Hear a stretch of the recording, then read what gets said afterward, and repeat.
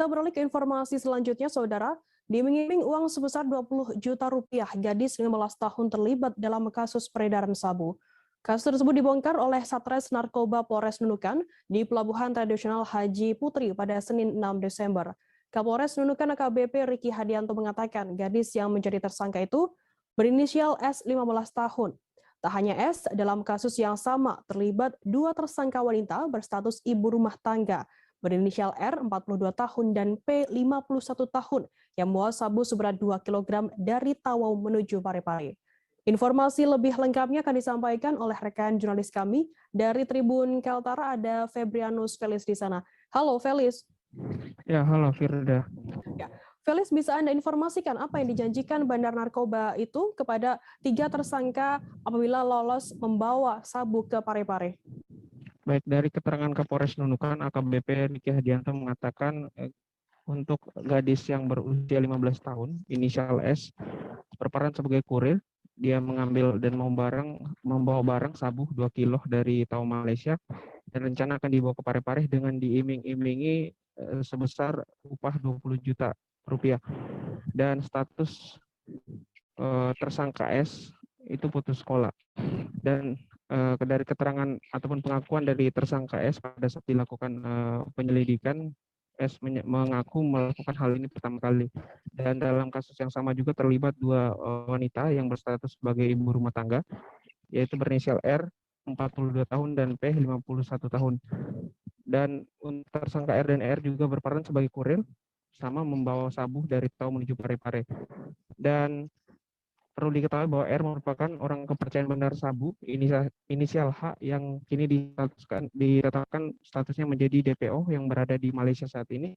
Dan tersangka R itu merekrut tersangka P dan dijanjikan upah oleh Bandar sebesar Rp8.000 Malaysia atau setara dengan uang Indonesia 27 juta.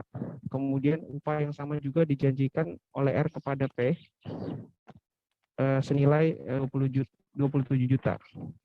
Dan untuk informasinya, Bandar di Tawau memang sengaja merekrut kurir yang etnis dari Sulawesi Selatan untuk memudahkan pada saat membawa sabu seberat 6 kg dari Tawau menuju Sulawesi Selatan, begitu.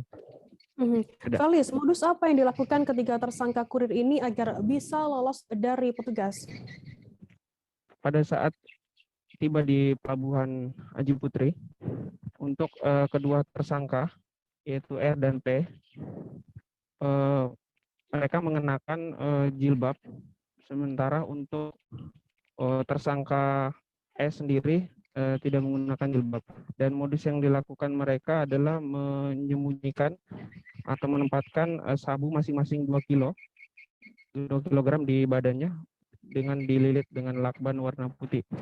Untuk mengelabui petugas, mereka sempat melakukan aktivitas mondar-mandir di situ dan dicurigai oleh petugas, lalu dilakukan penggeledahan oleh personel Satres Narkoba. Begitu, Firda.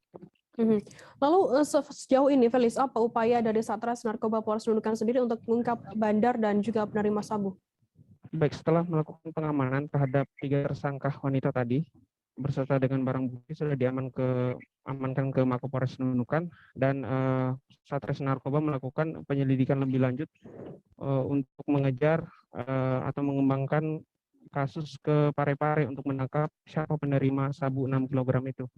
Namun diduga kemungkinan informasi penyelidikan itu bocor sehingga penerima yang di Parepare inisial A yang saat ini ditetapkan statusnya menjadi DPO tidak bisa dihubungi dan handphonenya sudah dimatikan.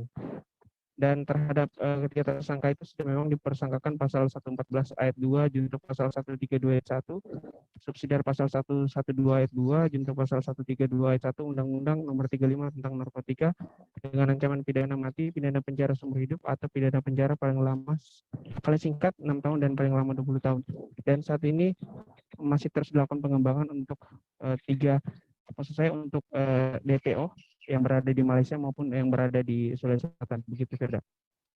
Baik, terima kasih rekan jurnalis dari Tribun Kaltara, Febrianus.